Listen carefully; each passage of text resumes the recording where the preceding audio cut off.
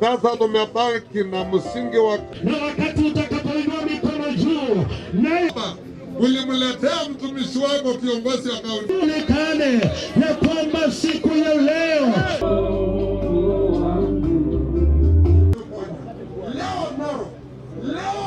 inayoabudiwa hapa duniani. Nataka niwahakikishie Mungu huwa anasikia maombi yetu. Anasikia maombi ya wote ambayo wanapiga magoti kunyenyekea na kuomba.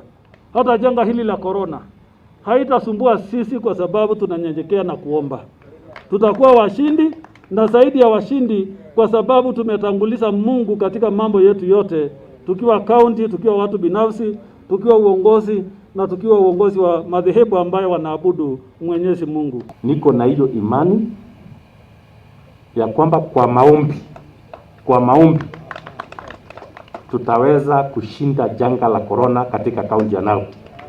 Tuombee the vulnerable people in this county, wale watu ambaye lazima waende wachanganyike na wengine kwa soko, wale watu ambaye uchumi wao umeathirika kwa sababu ya corona, wale watu ambaye kabla ya corona walikuwa napata chakula